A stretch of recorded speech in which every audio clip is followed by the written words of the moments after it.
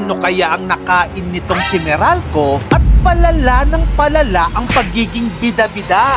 Marami po sa mga kababayan natin, nagpapa-install na lang ng solar without actually acquiring a building permit. Permit for what? Para makatipid ng kuryente ang mga Pilipino? Well, ang rason ni Meralco, kailangan daw nilang i-regulate ang pag-i-install natin ng mga solar panels sa bubungan dahil daw delikado. Totoo ba? Paano naman ito?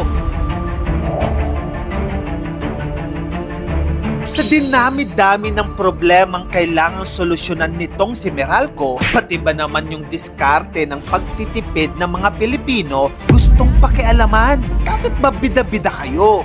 Pribadong kumpanya kayo, di ba? Hindi kayo ang gobyerno. Walang karapatan ang Meralco para pakialaman ang private property ng bawat Pilipino. Tsaka, bakit kayo umiepal sa usapin ng regulation? May mga nag-e-exist na ng mga building codes. May mga electrical codes na. May inspections na rin ng mga LGU. Tapos nandiyan na rin yung Bureau of Fire Protection. Kaya nga maraming consumer groups na ang nagsasabing sobrang OA na ang regulation ng gobyerno sa atin. Pero sa totoo lang, kung real talk lang tayo, alam naman nating lahat kung ano talaga ang elephant in the room dito. Pera. Kasi dati, lahat halos ng bahay dependent kay Meralco o yung iba pang electric companies. Pero ngayon, parami na ng parami ang nagsosolar, nagba-battery storage, at bumababa ang konsumo sa grid. In fact, yung iba, zero na yung nasa bill.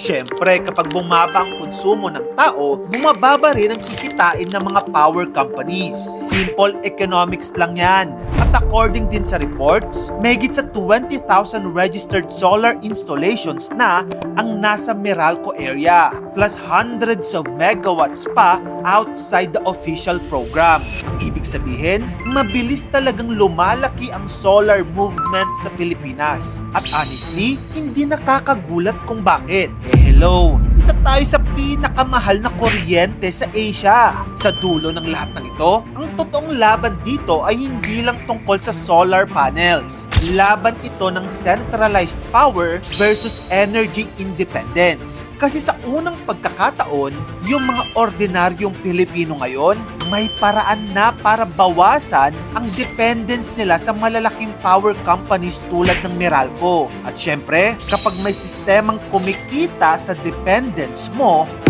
talagang gagawa at gagawa sila ng paraan para hindi ka mawala sa kamay nila. Kung gusto mo pa na magrito pang awareness contents, dito lang yun sa channel ko, kaya follow ka na. Mag-subscribe ka na rin sa aking YouTube channel. Yun lang, maraming salamat sa panonood mga kamagkano.